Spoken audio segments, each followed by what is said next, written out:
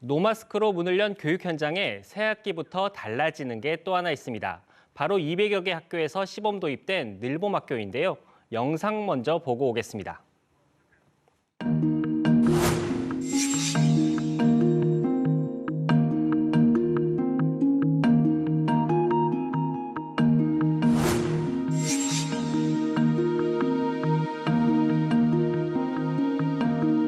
교육부와 교육청은 생색만 내면서 학교에 부담을 주는 방식으로 진행되고 있다는 것입니다.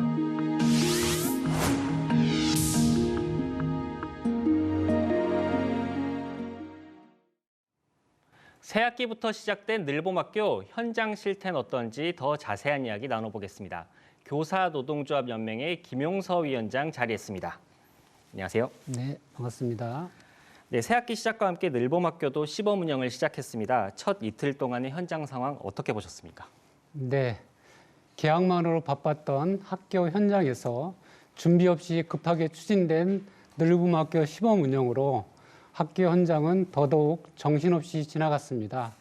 한 달도 채 안 되는 준비 기간 동안 강사를 구하지 못해 늘봄학교 교사들이 돌아가면서 늘봄학교 강사를 대체하고 심지어 학교장, 교감까지 늘봄학교 보육을 담당하고 있는 실정입니다.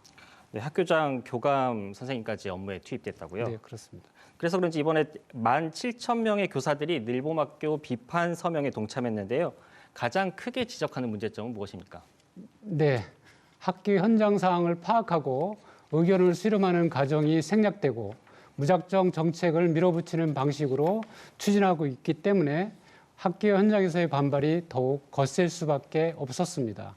크게 세 가지 문제점이 있습니다. 첫째, 인력의 문제입니다. 교육부의 계획에 따르면 전문 운영 체제와 인력을 지원해 준다고 했지만 그러한 지원 방안은 준비되지 않은 채 졸속적으로 밀어붙이다 보니 결국 모든 책임과 업무가 수업을 해야 하는 일선 교사들에게 돌아가게 되었습니다. 또한 당초 목표는 늘봄학교를 통해 질 높은 돌봄과 교육 서비스를 제공하겠다는 것인데 인력의 자격 조건이 담보되지 못하고 있습니다. 제공하고자 하는 돌봄 서비스도 시범 운영학교에서 수업에 쏟아져야 할 에너지를 집중하지 못하고 도리어 돌봄의 모든 자원을 투입해야 하는 실정입니다. 둘째, 학생을 돌보기 위한 공간, 즉 장소도 문제입니다. 돌봄 교실은 이미 기존 참여 학생들이 있기 때문에 희망자를 모두 수용하지 못해 일반 교실을 그대로 이용하고 있습니다. 늘봄학교 희망 학생들이 돌봄 교실처럼 제대로 된 공간조차 준비되지 못한 상황입니다. 셋째, 안전에 대한 대책도 미비합니다. 교육부는 CCTV 설치, 안전지도 인력 채용 등 대책을 제시했으나 이 또한 학교에서 자체적으로 해결해야 하니 실제로 학생들이 안전이 보장되는 공간이 마련되기까지는 시간이 꽤 필요한 상황입니다.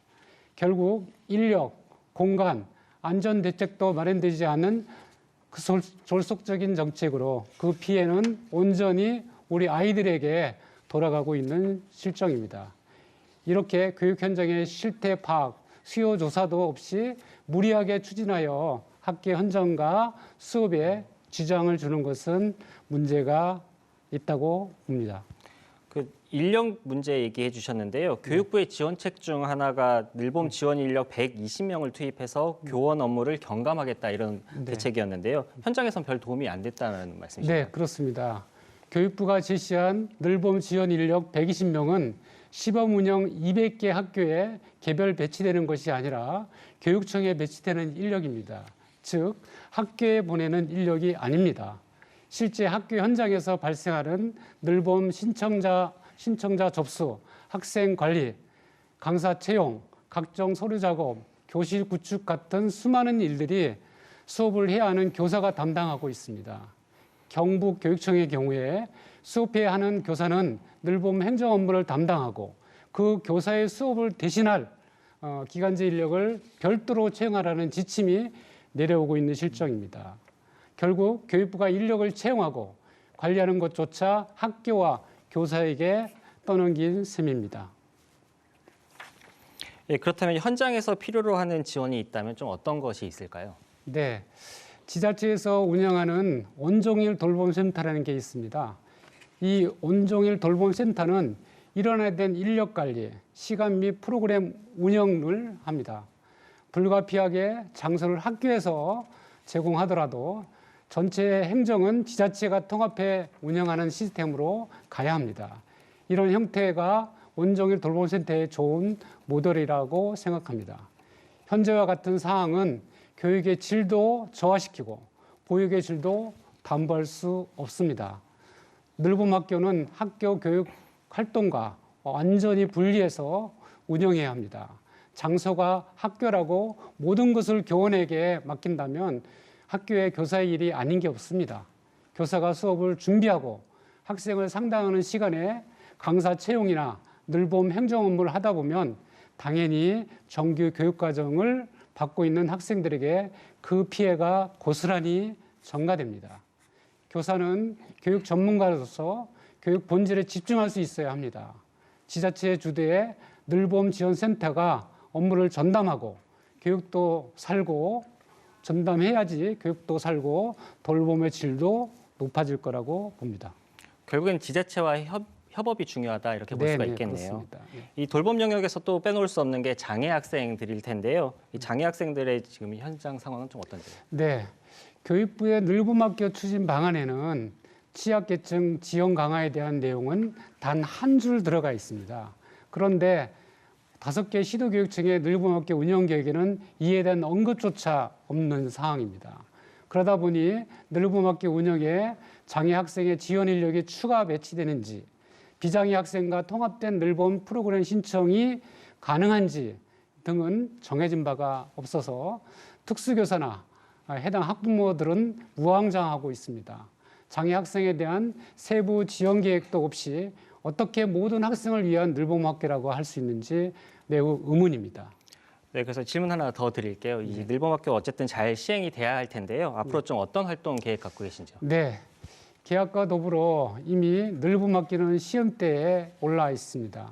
지금의 늘봄학교 시범 운영은 그야말로 학생을 상대로 교사들을 동원하는 무책임한 실험입니다. 계약한 지 불과 하루 만에 늘봄학교 운영의 문제점이 조합원을 통해 지속적으로 접수되고 있습니다. 늘봄 업무로 인해 교사 본연의 업무인 수업과 교과 연구 시간이 침해받지 않아야 합니다. 우리 교사노조에서는 교사들의 본질 업무인 교육에 전념할 수 있도록 늘봄학교 문제 개선을 위해 교육부, 교육청과 지속적으로 협의해 나갈 계획입니다. 예, 언제나 답은 현장에 있는 거겠죠. 예, 학부모들의 기대가 큰 정책인 만큼 앞으로 개선점을 잘 찾아갔으면 좋겠습니다. 예, 오늘 말씀 고맙습니다. 네, 감사합니다.